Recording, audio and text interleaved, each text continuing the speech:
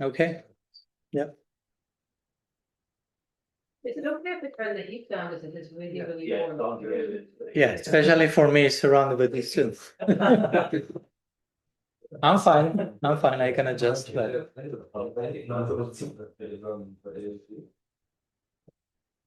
little bit. Just. Thank you. So again, welcome to you all, and thanks so much for coming. And it's my honor, my fortune to be here.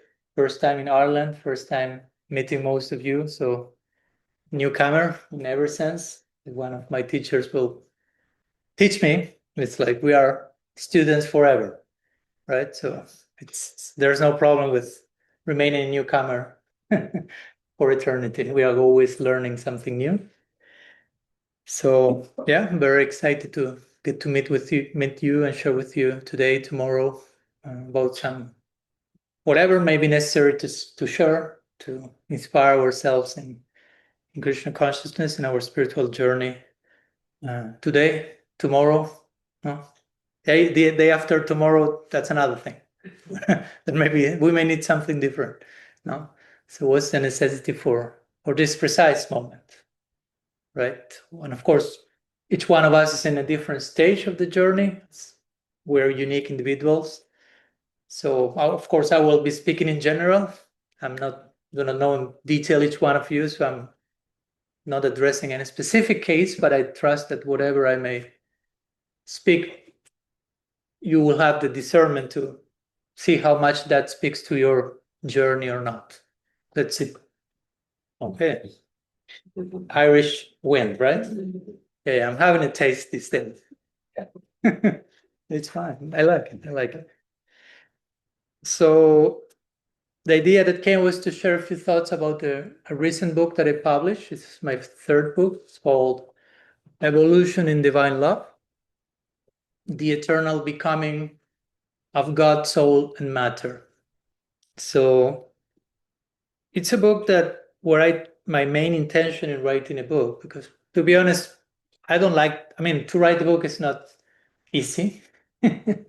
Some people may idealize an author like, okay, you sit on the table and just like, there is the next book, and there comes the next one. No, it's tapasya in many ways, a beautiful one. So, but I personally, I don't like to write books that I don't feel are not speaking to something that is necessary to speak about. If not, I don't have the inspiration to write the book. And in the case of this last book, I felt the need, starting with myself, of conceiving the spiritual life as something dynamic, conceiving our practice, our goal, our everything as something that is in constant growth and evolution. Because many times, whether we know it or not, sometimes we move through life with more, rigid patterns or not so dynamic patterns. I'm thinking about this is Krishna, this is who I am, this is what bhakti is, this is what this world is. And we may learn, as we all did probably in our early days, the certain formulas to define each thing, which I'm not saying they're wrong. I'm just saying at some point we need to explore what's in between the lines and the letters of those formulas. Right? Krishna is the Supreme Personality of Godhead. I'm not coming here to contradict that. But what it means, what it means that Krishna is the Supreme, each word is very carefully selected by Prabhupada, Supreme Personality of Godhead. Just to give an example, there's so much in between. God is a person, that to begin, has personality. There is a supreme aspect of his personality. So what's that mean? So I like, when I write a book, for me, it's more an exploration than an explanation. I try to explain things, but also I try to keep the exploration open, because we are trying to say something about the infinite. So how can we say exploration project over? No, I'm exploring the infinite. it's always new, it's always fresh. So that's the spirit of the book, trying to give us a taste of newness and freshness, and every day that we are waking up again, feeling okay, there's a whole horizon, exciting horizon of surprise and wonder and things that hopefully justify my day, so to say, and not just going through the days through the motions like in autopilot. So it's okay, I have to do this. If it starts with I have to, try to reframe the sentence. No? I have to. How can I reframe to say I want to? No, I long to. I desire to. I hope to. Whatever. So the book is divided in 4 parts. No? It starts speaking about love, bhakti. Then it goes to God, Krishna. Then it goes to us, the soul. And then it goes to the material energy, which are kind of the main departments that we usually speak about. The energetic source, Shaktiman, God, and the 3 energies, Swarup Shakti, Tatastha Shakti, Maya Shakti. Love, soul, and matter. So in my book, I try to explore how we can think of each of them as always in movement, always in growth, in their own unique manner. How love is constantly expanding. How Krishna is constantly becoming more Krishna. That sounds interesting. Can Krishna become more Krishna? Well, scripture says he can. Why to impose such a limitation? Right? Chaitanya Charitamrita says at every moment, Krishna becomes more beautiful, more attractive. And Krishna means the all attractive. So if the all attractive becomes more attractive, and Krishna means the all attractive, means Krishna becomes more Krishna. Krishna is Krishnizing himself at every moment and finding himself more beautiful, not in a narcissistic way. No? We have these very beautiful descriptions in the scriptures where Krishna is looking at the pillar, jewel pillar, and he becomes like kidnapped by his own reflection, so to say, like charmed by the beauty of his own reflection. It's too much beauty to bear. So how to keep pace with a reality that is always growing. So one of the intentions for me to write about that also was to give a sense of relief to the devotees, starting with me. I also need my relief. I also carry sometimes my religious PTSD. Sometimes we carry our anarthas pre-Krishna consciousness, but sometimes we heal or purify some of those anarthas, but without knowing, we sometimes acquire new ones after joining. Not because Krishna consciousness gives anarthas, but sometimes a misunderstanding, a misreading, a partial understanding can become a problem. Vishwanath Chakravarti Thakur calls that bhaktiuta anartha. Anarthas that happen after you became a devotee. Right? I know cases. Again, with this, we are not blaming anyone. It's just analyzing a situation. I know devotees who had, I don't know, a very healthy, relatively healthy childhood with their parents, good experience with their primary caretakers, their main authority figures, mom and dad. So somehow they had a healthy idea of God then, because I had a healthy idea of my parents' authority figure. Now it goes to the ultimate authority figure. And somehow, if we don't have a good experience with them, we tend to project that with the ultimate dad. So sometimes you see that they had a good experience with their parents, a healthy relationship with God, and then they happen to join bhakti at a certain particular place where, let's say, that the temple president had a more traumatized experience with their parents. So this is that he started like beating. No, Krishna is not easily pleased, and if you fail on this, he will be very angry with you. You may lose your human form of life very easily, basically, if you are not perfect, and that creates religious trauma, basically. No? Maybe you came with a nice idea and then you received a distorted picture of who Krishna is. And once I hear Krishna Karuna Sindhu, oh ocean of mercy, and on another side, I've seen the devotees telling me, I don't know, Maharaj, I'm having a pregnancy, or even in some cases, I've recently lost a pregnancy, very delicate situation. I'm somehow not able to finish my 16 rounds, and I'm so terrified that Krishna will take away my human form of life. So, and I'm like, that's not Krishna. How can you think that Krishna is such a bad guy? Not to promote laziness, just to have a coherent picture of what it means to be an ocean of mercy, an ocean of compassion, an ocean of forgiveness. And on that foundation, we can gain enthusiasm and inspiration. Right?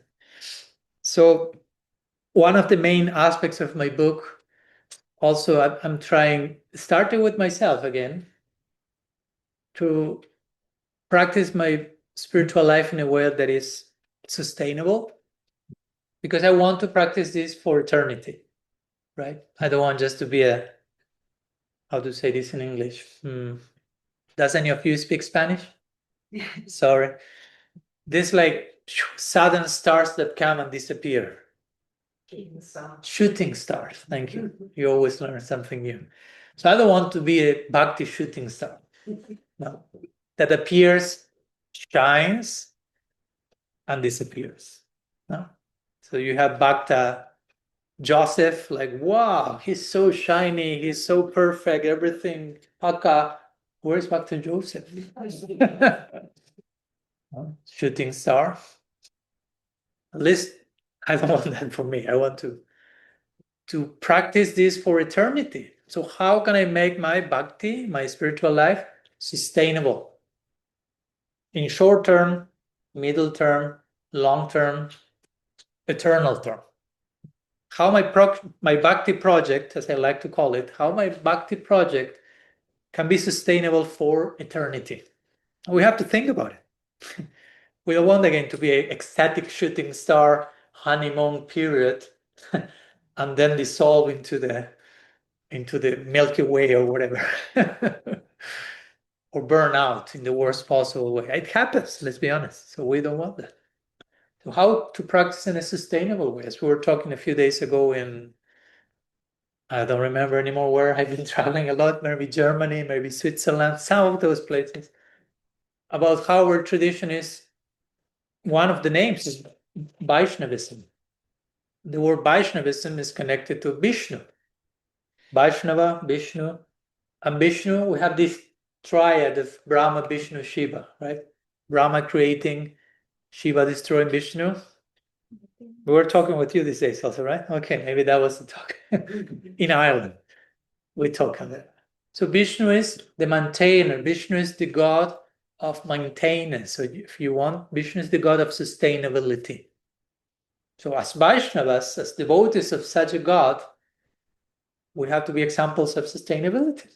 That has to be a very important concern for us. How do I make my life, my practice, my relationships with Krishna, with everyone, sustainable? Not again, honeymoon, ecstatic, kijai, and then dissolution, then calling Lord Shiva for final, please destroy all this, right? How to sustain it, how to maintain it. And of course, you can only maintain something by making it grow. Not like a relationship. If you have a relationship with your wife, with your husband, you can never maintain the relationship for 3 decades, always on the same point. That's not maintenance. That's the beginning of the end. Can only maintain by growing. So Krishna consciousness is basically a relationship. It's our relationship project with God, and by extension with everyone else. Just to make it clear, loving Krishna does not exclude loving everyone else. It's not that Krishna loves you and I'm absolutely dysfunctional about how to relate with the rest of creation. That's not loving Krishna.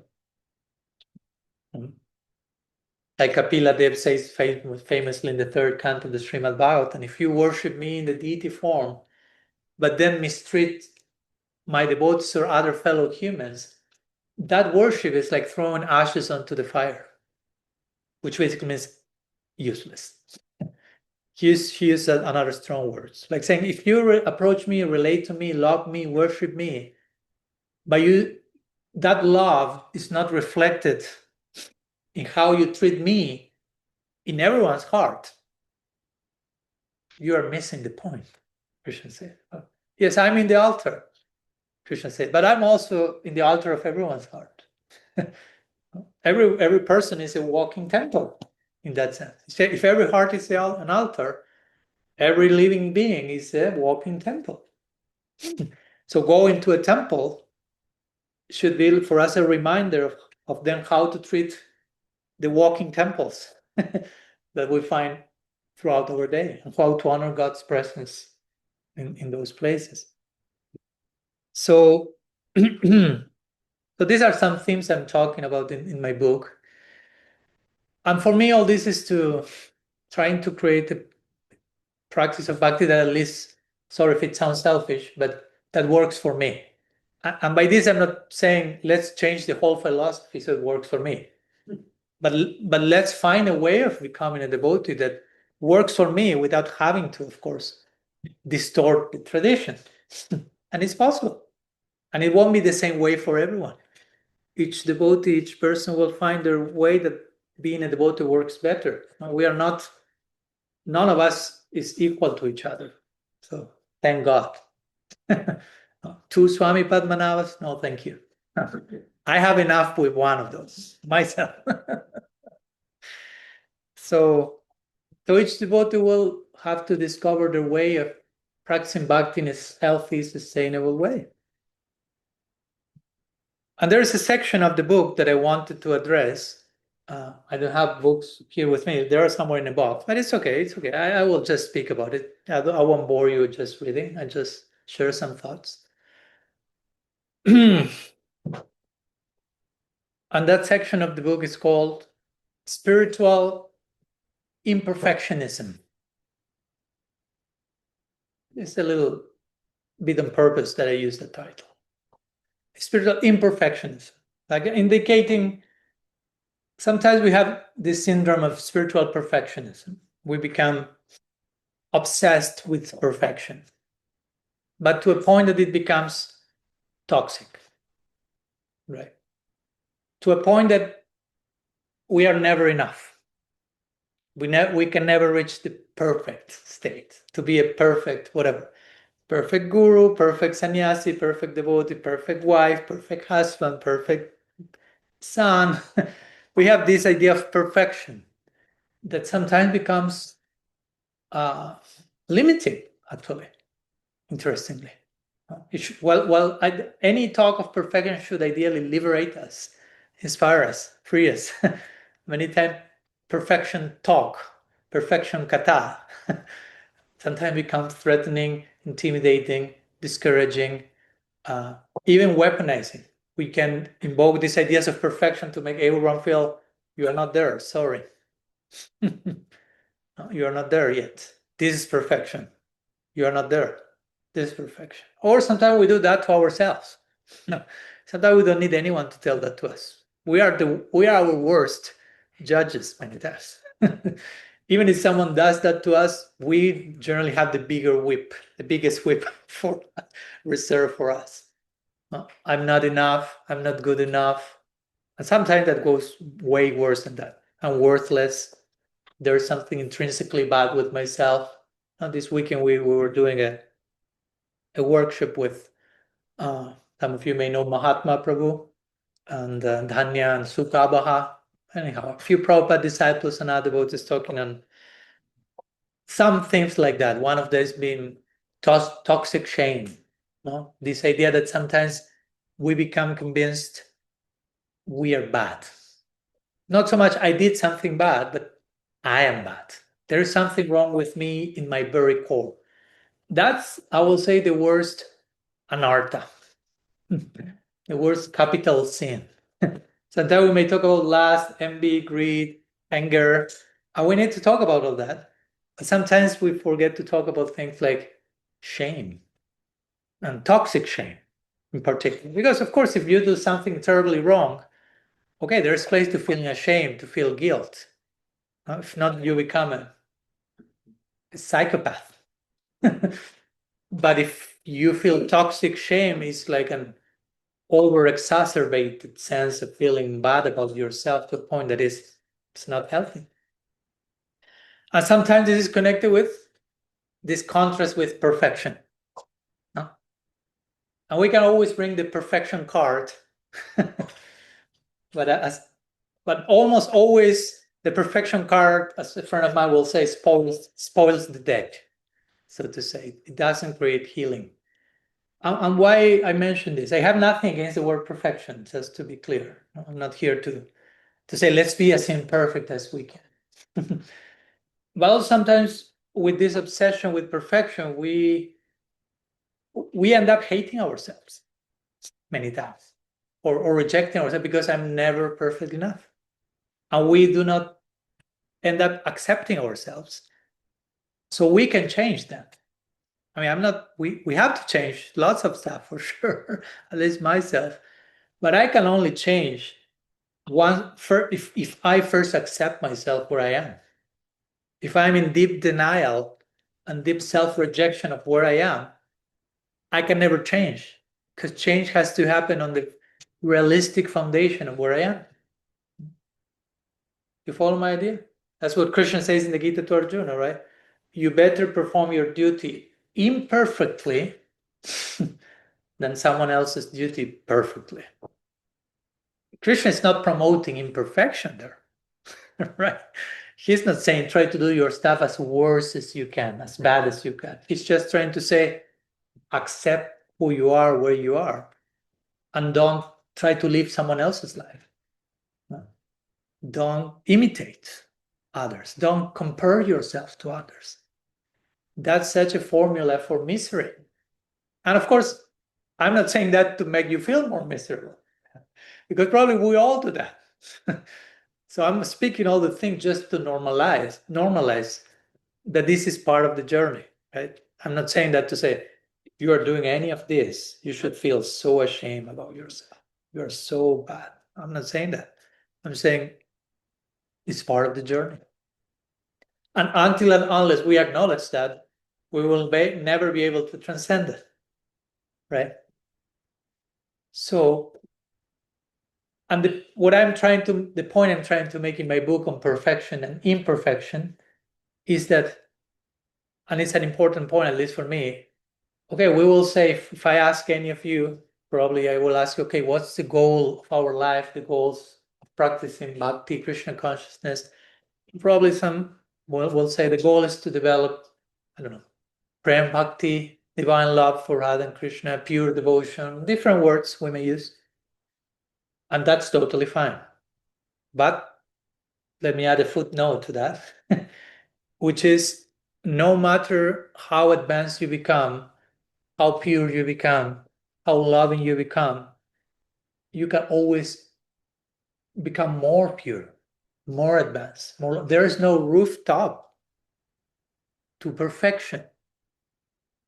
Because for many of us, perfection sounds like a fixed maximum. I reach perfection, game over. I'm perfect. Nothing else. And if you start to think about that for a moment, at least for me, that sounds so boring. Right? I reach perfection, nothing else to attain, discover, learn, experience, because I'm perfect now. That's boring. Even when we say Krishna is perfect, let's not limit Krishna to this is the only way you can be perfect. That's so imperfect. The scripture, we find Krishna experiencing wonder and surprise at every moment. So if he's perfect and knows everything, how he will experience that? There is a space for further perfection. I mean, Krishna is perfect, but he becomes more perfect, more perfect, more perfect. So why I'm saying all this? Because once we understand perfection is an ongoing state of eternal development, we stop being obsessed with I have to attain perfection. Because what's perfection if it's always expanding? So what's the idea for me with this is wherever I am on my journey, I can ask, okay, what's the perfection that I'm invited to embrace today? Tomorrow, I can ask the same question. And maybe today, the best thing close to perfection is to be perfectly honest about my imperfections. That may be as close as I can get to perfection today. I'll be perfectly honest and sincere about how imperfect I am. I try to be as perfect as I can in that. That's what Krishna praises in the Bhagavad Gita. One of the most controversial verses of the Bhagavad Gita. No wonder why. 9:30, when he says, Apichet Sudracharu Bhajanti Mama Nanyabhak Saduri Vasamam Tavya Samyak Vyasitu. He's saying, even if you behave very imperfectly, but you are very sincerely dedicated to me, in my opinion, Krishna says, you are a sadhu. That can be shocking. Because he starts saying, even if you are very imperfect, still, but if you are very sincerely determined, in my eyes, you're already there. Even if it's a matter of time and you find, okay, in order to reach to this goal, I'm here on the path. But if you're honestly treading the path, Krishna already thinks you're already there. I already see you as someone who is sadhu. That's Krishna's generosity. And that's how we are being seen by the divine. He's not judging us for what we did in the past, for what we are doing even in the present. He's seeing us for all that we can be in potential in the future.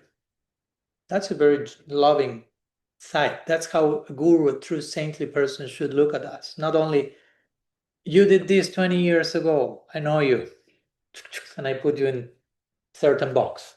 So, Keshi Mardana, you did this 15 years ago. One day you were chanting japa and your mind went, it's an hypothetical example, not personal accusation. Sorry, I used the audience as an example sometimes. You were chanting and your mind got distracted for 5 minutes. I still remember that, Krishna will say, 20 years ago. I will not easily forget that. That's not Krishna again. Or even, you're still doing that at the present moment. Krishna is seeing us what we want to become in the future. What's our honest aspiration? And he's seeing us according to that. So that's a very hopeful, generous vision. So this notion of spiritual imperfectionism, again, it's not a promotion of being imperfect, but it's more like an invitation to honestly be perfectly honest, accepting our imperfection, and knowing an important point in connection to all that, knowing that despite our imperfection, despite our conditioning, Krishna already loves us. These are good news. I hope so. Krishna loves you as imperfect as you still are. Maybe for some of us that's shocking news. Well, he already loves me, but I'm so imperfect. I thought he will love me only when I will become pure, perfect. No, he already loves you. It's not that you have first to become this and only then Krishna's affection goes to you. That will be very conditional, right? The condition being, only when you become a pure devotee, okay, send me a message, I'll love you back. Only when you love me first, Krishna will tell us, I'll love you back. Doesn't make sense. We couldn't love Krishna first if he wouldn't love us first. The fact that we are trying to love Krishna is only because Krishna loves us to begin with. The famous Christian mystic Thomas Merton will say, when we are praying, we are not kick-starting the conversation. We are praying, trying to return God's embrace to us. So when I'm sitting on my daily meditation, prayer room, japa moment, whatever, it's not that I'm doing a favor to Krishna. Okay, I'm starting this conversation. I'm calling Krishna, because if I do not start, he will not pay attention to me. No. The fact that you can think that you are starting something is because he has already started something. So we are trying just to return the embrace. We do not practice bhakti so Krishna loves us. We practice bhakti so we can love Krishna back. It's not just a few words rearranged in a sentence. That's a huge change of perspective. The goal of life is not love from Krishna. The goal of life is love for Krishna. Love from Krishna is already given from time without beginning. Because he is love. He is love from tip to toe. That's his essence. So he's loving in every direction. So bhakti, Krishna consciousness, is not a practice to earn, to deserve Krishna's love. Krishna's love is too much to be deserved. We have to use another currency. The word deserving disappears at that point.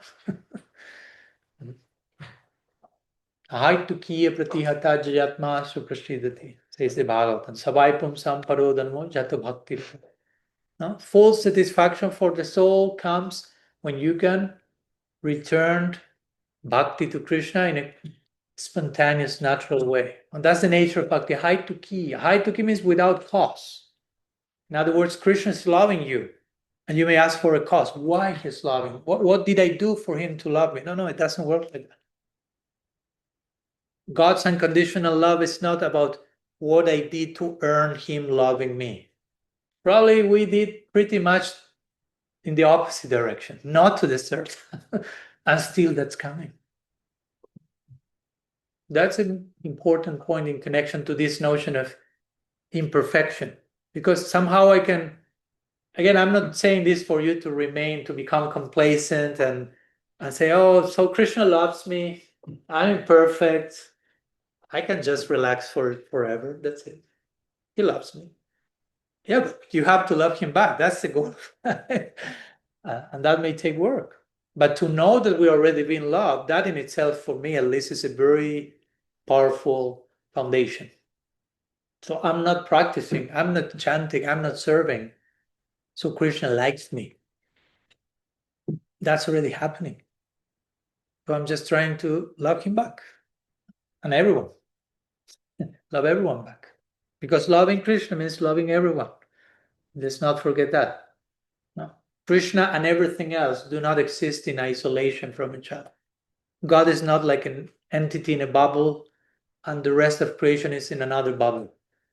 Everything is interconnected. Krishna. Krishna is the center. Mukhya Sambandha. Chaitanya Charitamrita says. Mukhya Sambandha means he in relationship to whom everything has its primary relationship. Mukhya means primary. Sambandha means relationship. So Krishna is he who in relationship to whom everyone and everything has its primary connection. He's the center and we're all constellating around him. Hopefully not as shooting stars. Right? So so I think for me this is important. I won't go into any specified cases with names and things like that. That wouldn't be ethical. But I cannot tell you enough how many cases I hear from devotees sharing. And this is beyond our tradition. This happens in every spiritual tradition, just in case. No, it's not that there's something wrong with us and everyone else is doing it perfectly. This human condition. But I cannot tell you how many times I'm hearing from practitioners, this sense of guilt or shame or fear of intimidation or pressure to be perfect. And many times that ends up being a performance. No? I'm not perfect. Okay, well, I pretend that I'm perfect. And this goes beyond spiritual circles. It's in societies everywhere. No? Okay, my face doesn't look perfect, but I'll go through the Instagram filters and make my face perfect. So whatever the case, we have this pattern in our current times. We are not, how to say, imperfection is not, let's put it mildly, it's not very much appreciated, to say the least. If I show myself imperfect, vulnerable, honest, sincere, many people may get terrified about it. Put your masks. You are scary. How you dare to appear without masks? That's terrifying. Oosh. I don't know what to do if you show up for who you are. I need you to put your mask. So we keep this mask festival ongoing. That's conditions existence. It's a mask festival, basically. Everyone puts their own mask, and not only one, sometimes layers of them. Upadis, we call them sometimes, like different designations. We wear them to gain acceptance, to deserve, to feel.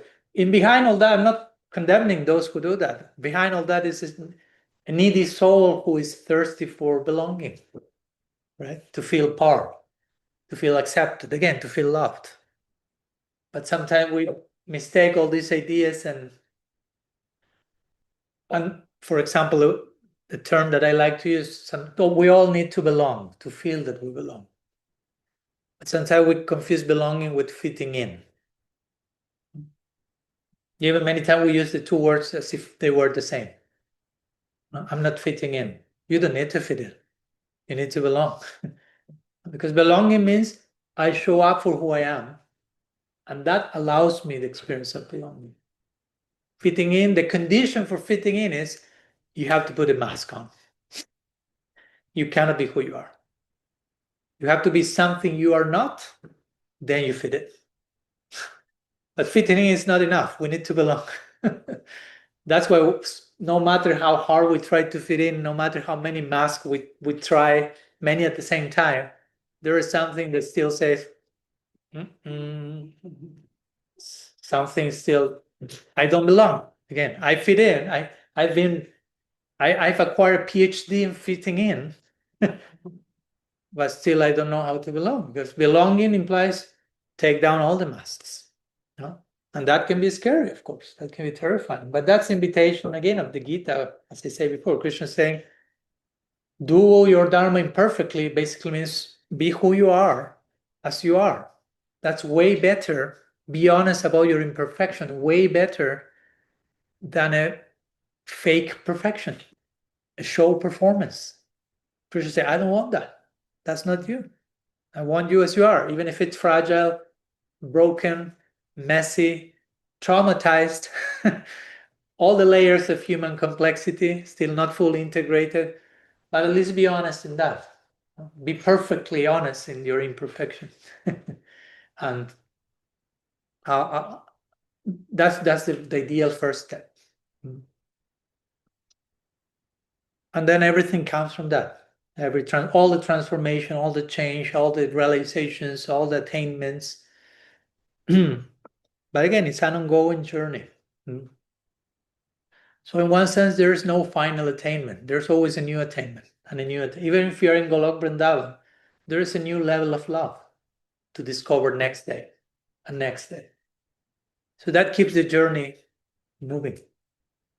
At least for me, that's way more enticing and exciting than to say love has an end point, like a dead row, you say? No, when you're walking a dead end. Love has a dead end. Okay, welcome to Golok Vrindavan. A dead end. No, I stay here then. So no, it's not. That's not Golok Vrindavan. Spiritual world is not a dead end. It's a festival of emotions. That's the word used in Sanskrit, bhabotsav. That place is called a festival of emotions, constantly newer and newer experiences.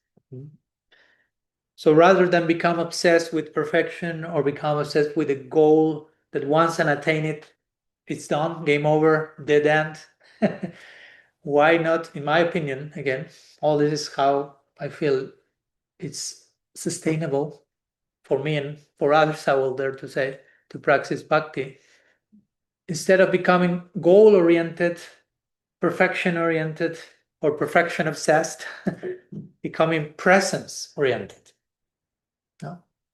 What will happen tomorrow, the end of this life, next life? It all depends how I'm living today, September 15, 2025. Tomorrow it's another day. Because if we become too focused on what will happen at the end of this life, in the next decade, in 3 lifetimes, you may be doing spiritual bypassing to the here and now. So whatever we want to attain or whatever we want to experience here or at some point, we have to choose it in the present moment. If I want to love Krishna in a certain way, I have to be doing something here and now for that to happen. It's not that magically happens against my wish or against my will, right? Krishna is not that cruel, right? If you haven't you express your will in certain direction with him, he won't send you to a particular place in a particular relationship that you've never chosen. No? Love is voluntary. Krishna wants us to participate in a relationship. It's back and forth. It's reciprocal. Like when Rupa Goswami beautifully describes the 6 loving exchanges between devotees. Actually, he describes 3 loving exchanges in reciprocal directions. Right? Giving, receiving. Prasad, gifts, your mind, your heart. That is giving, receiving. So it's always reciprocal. Love implies a back and forth. It's not just unidirectional. It's not Krishna doing all the stuff and me just being a passive consumer of grace. Nor is me doing all the stuff and Krishna just waiting for me to be perfect and then he will put an eye on me. No, it's a teamwork. It's a relationship. So these are some thoughts in connection to some of the topics of this recent book that we have chosen to speak about, evolution and divine love. So hopefully we can gain some experience and idea of bhakti as ever evolving, ever expanding. As Mahaprabhu will say in the first verse of Shikshastakam, right? Anandam buddhi bhardanam pratipadam purnamrita shradanam. Bhakti means ananda ambudhi bhardanam. You are deeply immersing yourself in an ocean of ecstasy, in which the nature of that pratipadam purna amrita shradanam. At every step, you will be tasting a new layer of the nectar of immortality. At every step, something new. So I personally think that's the best motivator for us to practice and to be alive, even meaning and purpose. Hey, there is something waiting there for me that I can discover. As a devotee recently told me, purpose is the best alarm clock. The best reason to wake up every morning, basically. There's purpose, meaning, something waiting for me there. So we can really practice bhakti for the right reasons. No? So we choose voluntarily to surrender for the right reasons, out of excitement, out of wonder, out of gratitude, out of positive content. No? Hopefully not out of fear, intimidation, social pressure, I have to, toxic shame, fitting in, you pick the word, whatever. So that's what, in my opinion, will make the bhakti journey sustainable. Not only sustainable, like a sustainable torture, but something joyful. Now Krishna says in Gita, right? Susu kam kartum. This dharma, this bhakti, nine chapter, he says, has to be executed susukam, very joyfully. Even when we are going through harsh times. I mean, we are not denying difficult chapters, but even when we are going through some tough chapters of the journey, still we can see so much goodness and beauty and grace coming, so many reasons to continue the journey. So that what keeps the journey sustainable, short, middle, long term, eternal term. And we can see ourselves doing bhakti forever. Because if the way I'm doing practicing Krishna consciousness now is kind of a torture, and then now comes Swami Padmanabha is telling you, and we want to do bhakti for eternity. I said, oh, but it's a torture so far. And you want to send me there for eternity? That sounds like hell, not heaven. So we have to be practicing bhakti in a way that it's hopeful to be doing that for eternity. That when someone comes and you will be doing that for eternity, and you are like, oh great, ki jai. If you are not saying ki jai after receiving those news, it's not a problem with bhakti, but it's like how I'm practicing. Because we are not doing bhakti, so as a result of that, we receive something else or something different. Like someone asked, as I always say, someone asked once, Srila Prabhupada, what's the result of chanting Hare Krishna?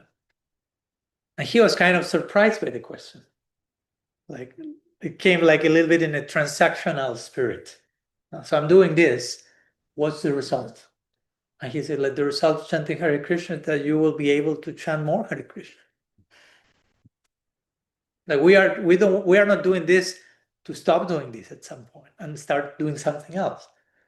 So the real question is how I'm doing this in a way that is happy for me to think, oh, I'll be doing this forever. So we need to practice our spiritual life today in certain ways that we have these insights in our heart that it comes and we can feel really, oh, I could be doing this forever. So we have, I don't know, to relate to one another in ways that are so hopefully honest, sincere, open, loving, that we feel, oh, I feel so happy sharing my heart with this brother and sister. I could be doing this forever. Oh, this kirtan is so deep, so moving, so touching, so open, so sincere. I could be doing this forever, and so on and so forth. When you feel like that, you're having a glimpse of eternity. Basically, you are inhabiting eternity at that moment. That's why we say in our tradition, we don't care for liberation. Because we are already doing what we want to be doing forever. So liberation is an issue from the past. I'm already doing what I want to do forever. But again, we have to be practicing in a way that we can actually say that. Right? So that's an invitation, that's a private homework that I give to each of us, including myself. Like, wait, am I practicing? Am I living my life in a way that I'm okay with this lifestyle in eternity? Or the idea of living my life like this for eternity feels problematic, to say the least. If so, what I may need to adjust today, here and now, because again, the change is here and now. Not some magical thinking that something will happen miraculously without me choosing that also.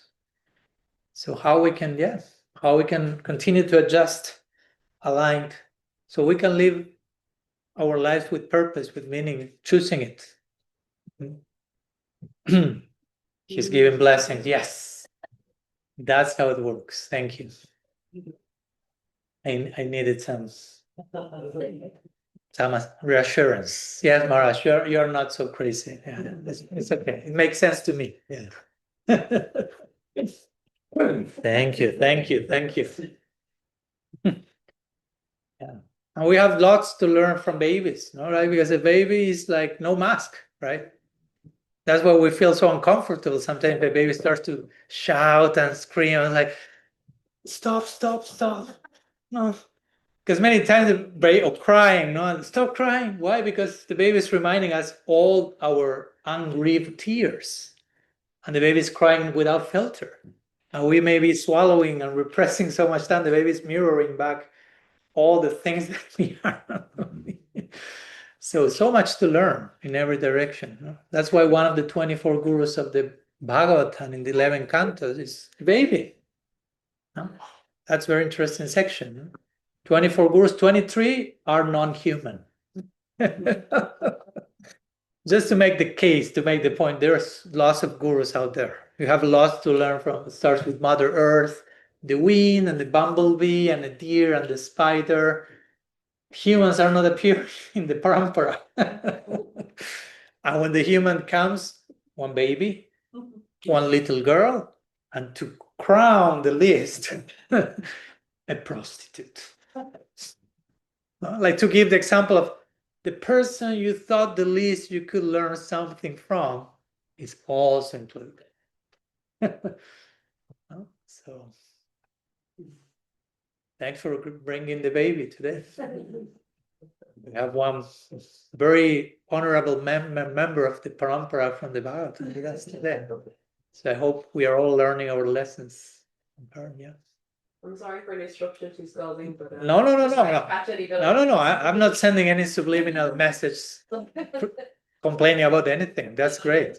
During the kirtan, it was so charming to see the little baby walk Yeah. around. Just magic. Yeah.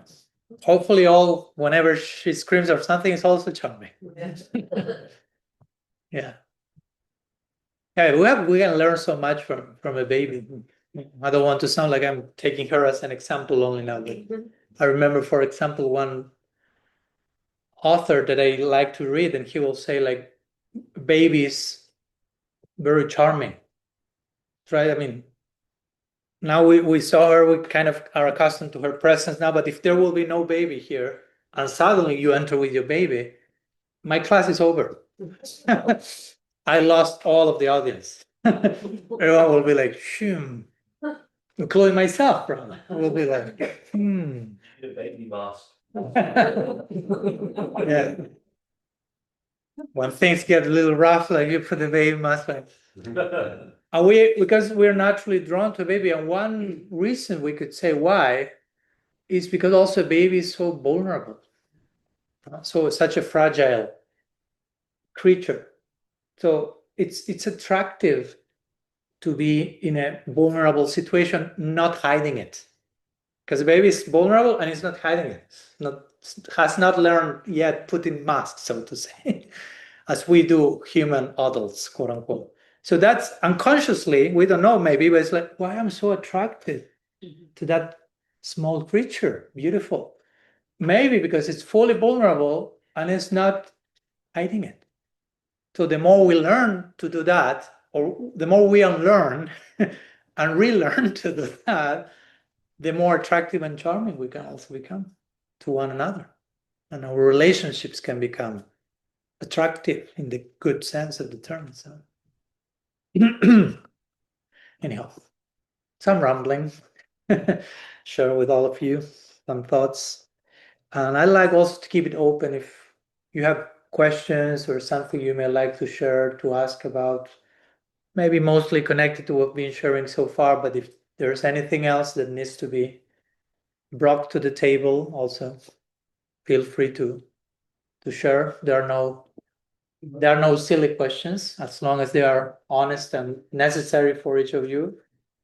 Or even it can be, again, not a question, it can be a comment, whatever. Yes. As you were saying earlier about it's very personal. One Christian man, I think it's Vincent Peter, Okay. he said, God can make a path for each of us where there is no path. But that's so fascinating. Yeah. So in the scriptures or the books, there may not be mentioned what your condition is, but because God is God, He knows exactly. He can make a path for each of us. Yeah. Thank you. Yeah. He's very creative, very graceful, and very creative in how to create that. Yeah, that thing that for us may be impossible. Sometimes we convince ourselves, I'm a hopeless case, right? There's no path for me. There's no light at the end of the tunnel. But that's, as you say, God sees. No? What we don't see, He sees. Or those enlightened people see, and that's why we hear so many times this analogy of learning to see. No? Om Jnana Timirandasya, Guru opening our eyes with torch of knowledge, like teaching us how to see what we are missing. Like we may be missing, oh, there's a path for me, there's hope, love, and we need someone to show, not just, you need just to recalibrate and look in that direction. The light was over there. Oh, I was too much obsessed in my cave. No, it was over that direction. Oh, it's there. Like you said, it's an ongoing process. It's not static. And even Krishna says that himself. In what was it, 10:10, it says, to those who are constantly devoted to serving me with love, I give the understanding by which they come to me. So if you're already constantly devoted to serving Krishna with love, why would you need understanding? Come to him because it's deeper. You can always come to him deeper. Yeah. Thank you. I appreciate the reading of that verse because sometimes we may know these verses, famous ones, and quote them, but there's so many ways of rediscovering these verses from new perspectives. So thank you for gifting me with that reading. I know that verse by heart for decades, but I've never read that verse in that way. So thank you so much. Yeah. Yes. Point you're making that Krishna loves everyone, regardless of our condition. I just want, personally, I've never came across a verse, I can't think of them anyway, either in Bhagavad Gita or Srimad Bhagavatam, where Krishna looks at that direction, that he does love all living entities. Like we have statements like, I am in the heart of all living entities, I am the father of all living entities, I am the beginning and the end of all things, statements like this, but I can't think of the statement where Krishna says that he loves all last verse of chapter 5. Bhoktaram Yajñatapasam.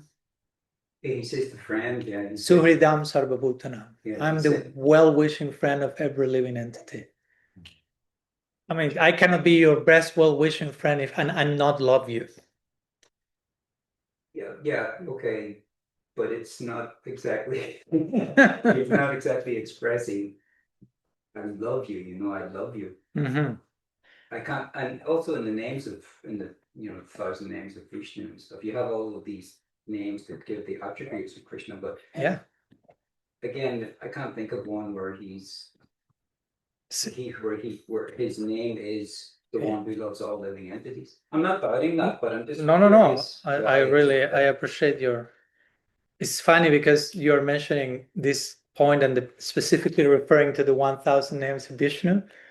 And yesterday I gave a lecture on this conference we had with Mahatma Prabhu and other devotees and my topic was self-love in bhakti. How can I love myself knowing that Krishna loves me?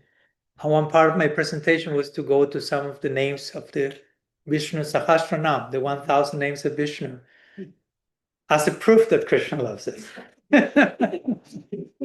I don't want to mean that I'm trying to contradict you. And I have some of these names here. For me, they are clearly meaning he loves me. We can have a difference of opinion here. That's totally fine. Again, I want that to make clear also. I'm coming to speak. Doesn't mean that whatever the Swami says, you are forced to agree with. Okay? Feel free to disagree with Swami Padmanabha at every point of your journey. We can always have an exciting conversation about what we disagree about. But let me share a few names since you brought them. Of course, maybe none of the names say, my name means I love you, but it makes sense for me that that's the case. And for example, Bhuta Brit, he who takes care of all beings in the universe. Bhuta Bhavana, he who nurtures every being. Anukul, he who is positively interested in everyone. Suhrit, he who has the greatest heart. Bhatsi, he who is affectionate. Affectionate in every direction. Basumanas, he whose mind dwells in all beings. Dripta, he who has ever drunk by the bliss of love. Lokabandhu, he who is the eternal friend of all. Nivritatma, he who is always available everywhere. Parjanya, he who is like a rain cloud, basically showering mercy equally to all without discrimination. Sarva Mukha, he who can be approached from any direction. Anyhow, Sulava, he who is easily attained. Ashram, he who is shelter for those battered by life's storms. And many more, no? Arodra, he who is never angry. The last one here is Pranabrit, he who nurtures all beings. Again, for me, putting all that in context, says Krishna loves me. Yeah, I know. And for me, the main point, besides this list, and again, I'm not trying here like to convince you or anything, but for me, the fact that Krishna is love, no? For example, Rasavai Saha, Taittiriya Upanishad says. Rupa Goswami bases his whole Bhakti Rasamrita Sindhu on that line. Rasavai Saha. Krishna, Brahman, or the absolute Krishna, for us the ultimate Brahman, is Rasa. And Rasa ultimately means the highest expression of love. So Rasavai Saha means basically God is love, what any other tradition will say. So if God is love, there is no chance for him not to love. He's made of love. So he's loving in every direction. That's how I will personally play out those statements. But that even that statement, God is love, I mean, we couldn't really go to a specific verse anywhere and, here's the statement that says God is love. Rasavai Saha, I just said. Well, rasa is, it implies love, but it's relationship, isn't it? It's But love is relationship. It's a specific. What about Bhakti Vasana? But that could be more limited to his devotees. Yeah. There are many verses about how affectionate Krishna is to his devotees. Yeah. But then probably I'm saying maybe your question is, what about those who are not devotees? Yeah.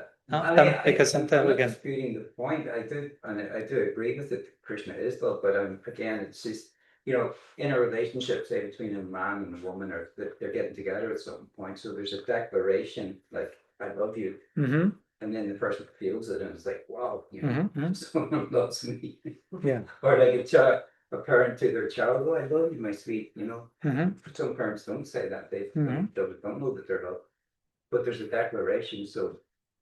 To me, it's a curiosity. It's very specific words that mean love, as Mm-hmm. opposed to things that infer love, like what you're quoting. Mm-hmm. I'm curious why Krishna himself never makes such a statement. I will say that he makes it. I mean, I don't want to. I have many quotes. Actually, my next book will be about that. My fourth book will be about unconditional love. So it's basically not only a compilation of statements, but also when one says a compilation of statements, will that be? Let me say one thing.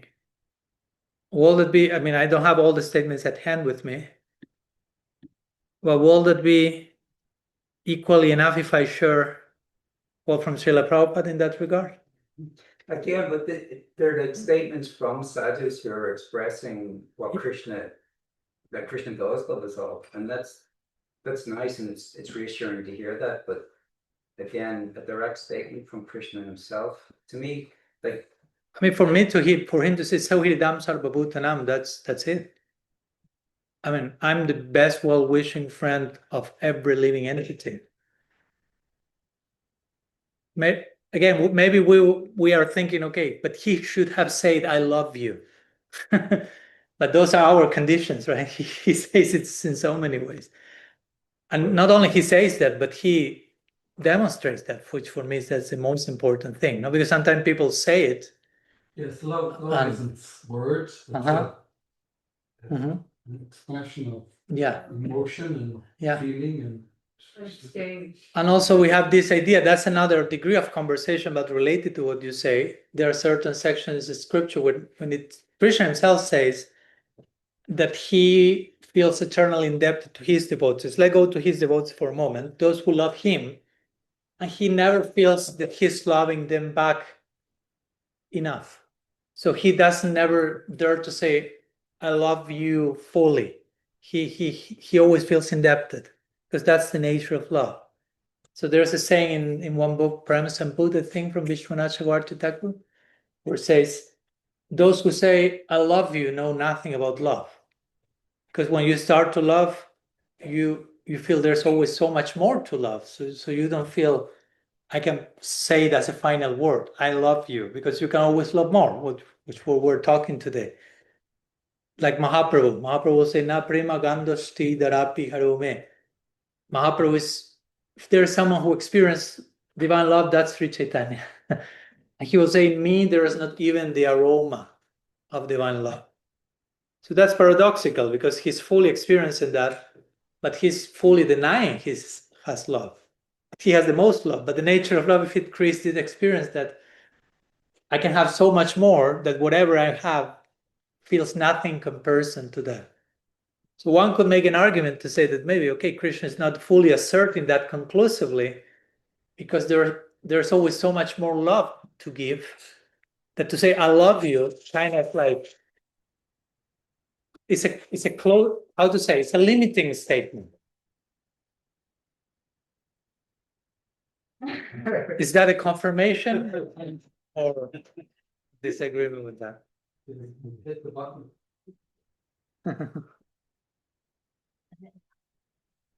I have here one small quote from Prabhupada, and again, I don't want to sound like we're doing a quote battle here, but there are many. God loves us. Prabhupada say, why not? We are his sons. Why he will not love us? God loves us more than we love him. We do not love him, but he loves. God loves every living being. Maybe you will have like that to be said by Krishna, exactly like that in the Bhagavad Gita. But sometimes what Krishna is not saying is say through his pure devotee. And remember, Krishna says, Sadhunam hridayam tvaham. I'm in the heart of my sadhus. So how much we can make a difference between what Krishna is saying and what someone like Prabhupada is saying. No? So that's also part of the... We only learn about Krishna's love through Krishna's lovers. So if they are telling us that's another way of putting it. But let me go to one more quote. A series of verses. This is a beautiful one. I always like to share. And it goes beyond the question. I think it's a beautiful meditation. And I go to what which is this is being said by Krishna through the pen of Sanatana Goswami in his Brihad Bhagavatamrita. But again, and one could say, oh no, that's Sanatana Goswami, that's not Krishna. No, that's Krishna through Sanatana Goswami.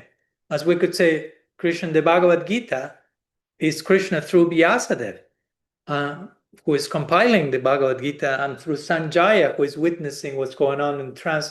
There's always some seer through which the message is revealed.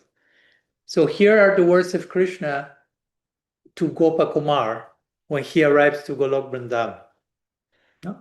And again, take them not only limited to Gopakumar, but to every living being. Because Gopakumar, as we will see, in the beginning, he was not someone practicing bhakti, at least at one point in one lifetime, and Krishna will refer to that. So he's talking about how much he was loving and longing for him. So Gopakumar eventually becomes, of course, is born in Govardhan, becomes a Vaishnava, and attains Golok Vrindavan, as the Brihad Bhagavatamrita describes. So Krishna welcomes Gopakumar and says, welcome, welcome, my dear child. I am fortunate, most fortunate to meet you here. This is not Gopakumar telling that to Krishna, the other way around, don't forget. For so long, I have been longing to see you. My dear friend and darling, you have passed through many lifetimes without so much as a glance in my direction.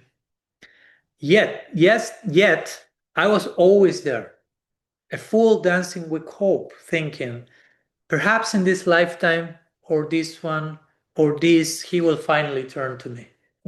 That's Krishna talking to Gopakumar. Yet I could find no excuse to bring you to my abode, my brother, while still upholding the eternal laws I myself have created. You never called my name, not even once in passing. Had you done so, I could have bent the rules and brought you to me. But without your slightest intention, how could I? That would not have been love. It would have been a flawed wrongdoing. Realizing my own lack of mercy, Krishna is talking, I became restless anxious as to how I could obtain your mercy and bring you to me, I transgress my eternal code of conduct and arrange for you to take birth in the sacred land of Govardhan, my most beloved abode. And I, my dear child, became your guru, known by the name Jayanta. Last verse, Krishna tells Gopakumar, today you have fulfilled the longing I have held in my heart for so long. Please nourish your happiness and mine by staying here forever. So that's how Krishna feels for each one of us. And that's what he's telling here to Gopakumar. For many lifetimes, you were not even calling my name by passing, but I was longing for you. That for me is Krishna telling us, I love you. I long for you. But again, love is voluntary, so he cannot just jump on us and cancel our free will and drag us by force to Golok. Anyhow, some thoughts, but I appreciate your sharing. Thank you so much. It brought a lot. Sorry for sharing so many quotes. No, But they're beautiful, thank you. no, thank you. You were going to share something. Yeah, I just remembered that sometimes you also talk about how Krishna likes indirect speech. So he wouldn't like directly say I love you, but like in indirect ways imply that. Like, so all these quotes you're saying, even though it's not directly saying I love you, it is implied. Yeah. Krishna says in the Bhagavatam, Paroksham Mama Chapriyam. I like when things are being done, said indirectly.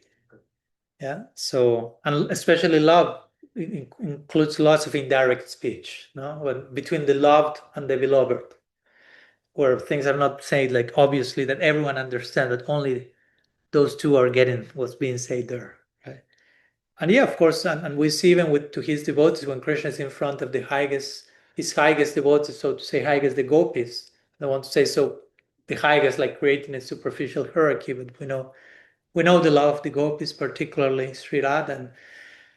And Krishna say, Napara iham nirabadya sanjayam sasadu krityam vibhudayu sapibhanama bhajandu jarageha shrinkala sambrishchitarva pratyatu sadhana. He says, I've witnessed the degree of your love for me, and I cannot repay that love back. I cannot. It's too much. You love me too much. I cannot reciprocate according. I've said that in the Bhagavad Gita, right? 4:11. According to your degree of surrender, I reciprocate. But now I'm witnessing the love you have for me. I have to contradict myself, so to say. You love me too much. I cannot reciprocate. Let your own love be your own reward. So Krishna, at that point, he cannot say, he's not saying the gopis, I love you.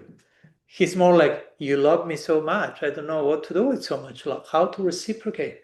Of course, he loves them, but again, love in itself creates this humbling experience that it's so much the love received and so much the prospect of giving love that I may not dare to affirm, I'm doing that. I love you. That's why Sanatana Goswami says, Dhanya and Prem, humility and love are cause and effect of one another. The more love you have, the more humble you become. The more humble you become, the more love you have. And so on and so forth for eternity. So the greatest lovers, we may not be saying I love you because of what I explained so far, and also because I love you creates a separate sense of I and you. And in love, there is a communion, not an impersonal merging, but you and I became we. It's another dynamic union in love. So, some thoughts, a beautiful topic to explore always. There's no final word in love. That's an important thing. I'm going there in a moment, Tim. I quote in my recent book where I try to give a definition of love, because we're using the word love a lot. But what's love? No, if someone asks for a definition, it's also, that's tricky, right? Because you give a definition and it kind of traps the experience of love in a formula, so to say. And I quote Rumi, the famous Sufi poet, and he says, we can never say enough about love. And he will say, when I pick my pen and I try to write the word love, what to speak defining? Just write the word love, the pen broke. It's too much. Like implying, even if you write in the word, it's not even possible to write it. What if we trying to define it and enclose love to one definition? So we may be trying our best forever and still feel there's so much more that can be said. So that's a healthy dissatisfaction, I will say. Oh, I've said this about love, but still this more can be said, and still this. Tim, right? Yeah. Yeah. If I look at my main motivations, I think like I don't want to suffer, Mm-hmm. and I do like to enjoy. So it's not a very it's what does Christian think of that? It's not very. There's no like interest in developing pure love of God. It's just like I remember I was sick about 2 years ago with a stomach ache from overeating, Mm. and I was just like and I'm just kind of like I was awake till 5 in the morning doing this, Uh-huh. and I had a crap at Japa on a bit. But Okay. if I'm trying to think of Krishna a bit, it's more just I don't want to suffer. Mm. So it's not very. Yeah. It's very far away from developing the pure love of God. So what to do? What Krishna thinks of that was your question, right?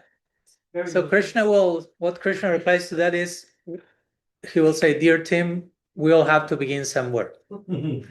Welcome." And I'm not giving my own answer. He says that in the Gita and in the Bhagavatam. No? In the Gita, he says, "Artha jignasul artharthi gyani charvartarsva."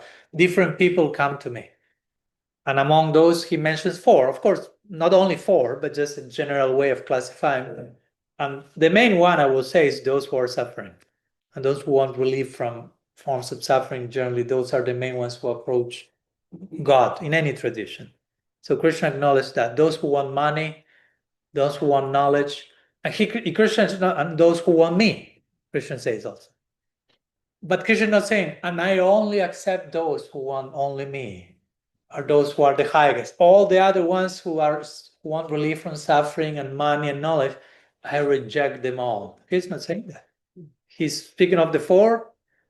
Of course, there may be a hierarchy of quality of approach, but Krishna is welcoming all of them. So Krishna is loving and understanding and compassion. I'm not saying that to tell you, so you can stay there forever. That's totally fine. No. But also it's healthy, I think, to feel, despite acknowledging that I'm not here for the highest purpose yet, still I'm already welcome, I already belong, I already part. Krishna already receives me. That gives us the inspiration to try to give back for deeper reasons, gradually. The Bhagavatam, there is this other verse which makes it even more clear. Say, akama sarvo kama va moksha kama daraditi brena bhakti yogena jayeta purusham param. Bhagavan is saying, akama, sarvo kama, moksha kama. Kama means desire. So whether you are akama, you have zero desires. Whether you are sarvo kama, you have all the desires in the world, basically. Whether you are moksha kama, you only have one desire, liberation. I want to get rid of all desires. That's one desire. So whether you happen to be in these three groups or in the spectrum in between these three, you have no desires, you have only one desire, mukti, or you have all the desires, tibrena bhakti yogena jayeta purusham. Just engage in bhakti. Again, it's not that first become pure, perfect, immaculate, and then practice bhakti. It will never happen.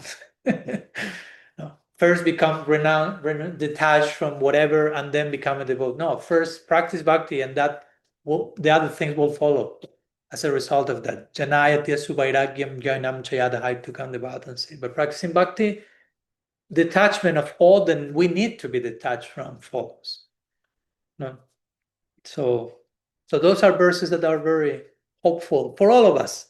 And I would say, just if it helps, Tim, that you are not alone in that, right? Because sometimes when we isolate ourselves, like I acknowledge that I have something to confess. I am not practicing for this reason, but welcome to the club. No? Somehow or other, all of us on some level or another may still be driven by some of this. And that's part of the journey again. And I will say the fact that you had the courage to publicly acknowledge that in itself, that's a lot. Because many of us may have all those secret agendas, but we do not dare to expose them. So we keep them in secrecy. And of course, when we keep them in secrecy, they become even more influential. So exposing them really weakens their strength, and we can gradually participate in this journey for deeper and deeper reasons. And it's an ongoing journey of deeper and deeper, so it never ends also. So, so I hope that helps. Again, just to go back to my initial answer, we all have to begin somewhere. And from there, we continue. Something else before putting our sharing to rest? Yeah. In regard to that, when I was a young man, I suffered really badly, a very difficult childhood, and even tried suicide. And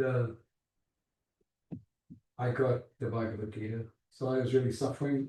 But I see now that that was a blessing, because I wouldn't have sought, and I'm still seeking, of course, proper love for God. Mm-hmm. And now my body's getting older, but I still have deep down that type of suffering. Mm-hmm. Yeah. It's now and again comes up more, Mm-hmm. and then I have to go more toward Krishna, Warrior Krishna. Mm-hmm. What is love? Mm-hmm.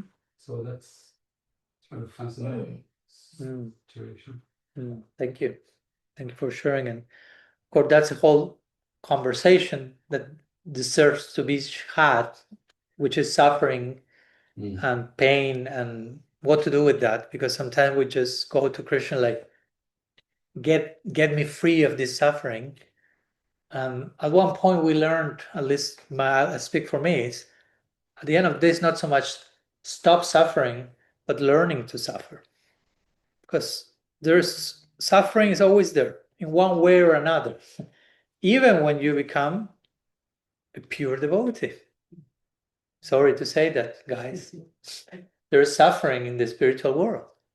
When Krishna and Radharani are separated from each other, one example, they are really suffering. They are not making a show. I'm dying in separation of you. They are dying in separation from each other. They never die. But they feel like that. Of course, it's a different suffering. That's an important clarification. It's not the same suffering we may be experiencing in a conditioned state, but still there is a form of suffering. So we have to be very careful not to reject suffering altogether, because then we will realize, oh, there's still suffering in eternity in the context of love, which is not bad at all. I will say it's a heart expanding suffering. Like now, compassion is that. Compassion means, the very word compassion means to suffer with. Compassion. And that's a very glorified quality in a devotee, compassion, which implies the devotee suffers. Krishna says in the Gita, right? The symptom of a proper devotee is he or she makes other people suffering their own. They are so empathic that if I see you suffering, I will connect so much with that it becomes my pain. But that's Krishna's praising that. I totally understand that in one point of our journey we are, and I was there also, just in case. I'm suffering, I want to stop this. But then we realize there are other ways to deal with suffering, that we don't need to like push that away. But suffering is also a guru, right? There's so much to learn from pain. Pain opens our heart so much. Yeah. Opens our heart so much. At least I can think in the most painful moments of my life probably were the moments where I was the most present in the here and now. No, my mind was not going like, oh, future, past, was here. So that makes life all the more real and deep. So just mentioning that briefly, just to clarify in connection to what you mentioned, that there's a place for suffering in love. So we have to be very careful not to totally dismiss all false forms of suffering, because there's so many emotions that happen in love. Even Rupa Goswami will describe this different rasas in eternity. And apart from of course, Santa Dasi Sakya Vatsalya Madhurya, that he described the secondary rasas, and many of them are related to emotions that we may label as undesirable, no? Like disgust, Vivatsa rasa, anger, Rodra rasa, Bhayanaka rasa, fear. So we may think, oh, all those things do not exist in the spiritual world. Yeah, they do.